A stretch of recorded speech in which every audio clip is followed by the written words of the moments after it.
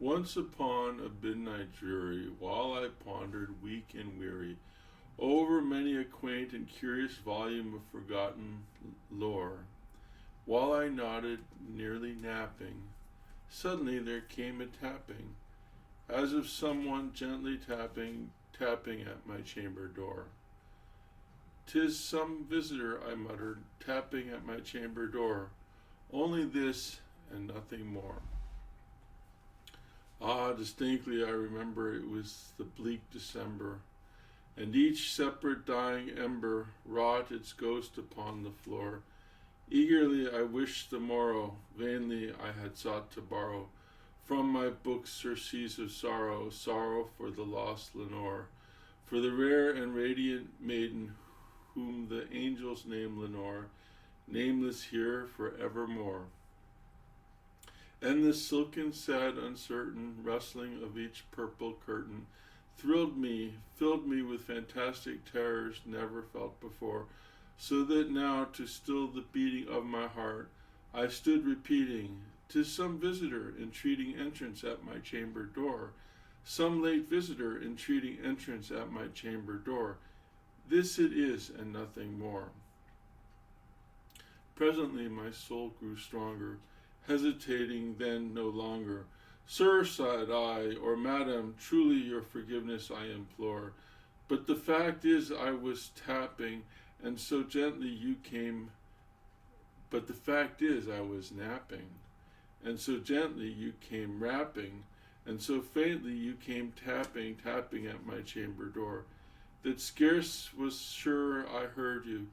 Here I opened wide the door, darkness there, and nothing more."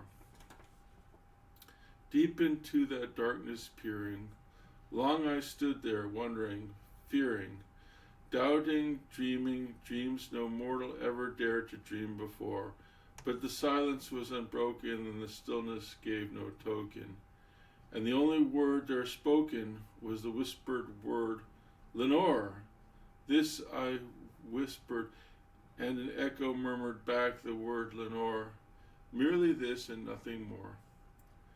Back into the chamber turning, all my soul within me burning, soon again I heard a tapping, somewhat louder than before.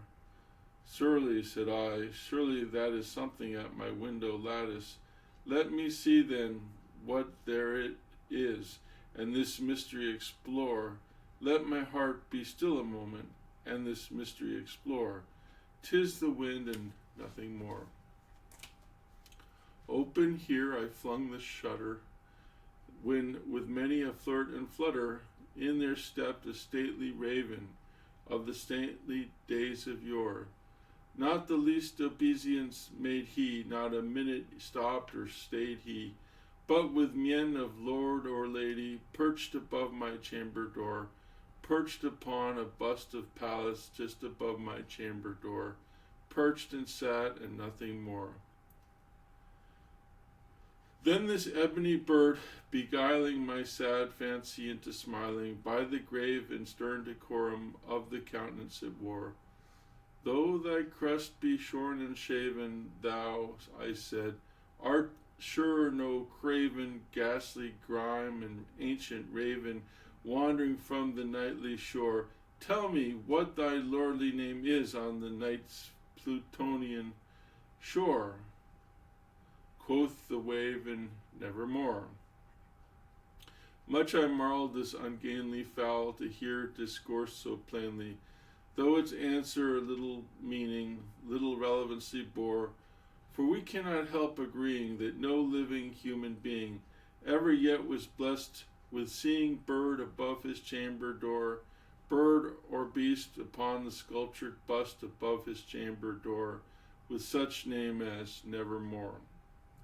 But the raven, sitting lonely on the placid bust, spoke only that one word, as if his soul in that one word he did outpost. Nothing farther than he uttered, not a feather than he fluttered, till I scarcely more than muttered, "Other friends have flown before. On the morrow he will leave me, as my hopes have flown before." Then the bird said, "Nevermore." startled at the stillness broken by reply so aptly spoken. Doubtless, said I, what it utters is its only stock and store, caught from some unhappy master whom unmerciful disaster followed fast and followed faster till his songs one burden bore, till the dirges of his hope that melancholy burden bore, of never, nevermore. But the raven still beguiling all my fancy into smiling, straight I wheeled a cushioned seat in front of bird and bust and door, then upon the velvet sinking, I betook myself to linking fancy unto fancy, thinking what this ominous bird of yore, what this grim, ungainly, ghastly, gaunt, and ominous bird of yore meant in croaking nevermore. Thus I engaged in guessing, but no syllable expressing, to the fowl whose fiery eyes now burned into my bosom's core. This and more I sat divining, with my head at ease reclining on the cushion's velvet lining that the lamplight gloated over, but whose velvet violet lining with the lamplights gloating over she shall press, nevermore. Then methought the air grew denser, perfumed from an unseen censer, swung by seraphim whose footfalls tinkled on the tufted floor. Wretch, I cried, thy God hath lent thee, by these angels he hath sent thee. Respite and repent thee from thy memories of Lenore. Quaff, O quaff this kind nepenthe, and forget this lost Lenore. Quoth the raven nevermore. Prophet, said I, thing of evil, prophet still, if bird or devil, whether tempter sent or whether tempest tossed thee here ashore, desolate yet all undaunted, on this desert land enchanted, on this home by horror haunted, tell me truly, I implore, is there balm in Gilead? Tell me, I implore. Quoth the raven nevermore. Prophet, said I, thing of evil, prophet still, if bird or devil, by that heaven that bends above us, by that God we both adore, tell this soul with sorrow laden, if within the distant Aidenn it shall clasp a sainted maiden, whom the angels name Lenore. Clasp a rare and radiant maiden, whose angels name Lenore. Quoth the raven nevermore. Be that word our sign of parting, bird or fiend, I shrieked upstarting. Get thee back into the tempest and the night's Plutonian shore. Leave no black plume as a token of that lie thou soul hath spoken. Leave my loneliness unbroken. Quit the bust above my door. Take thy beak out from my heart, and take thy form from off my door. Quoth the raven nevermore.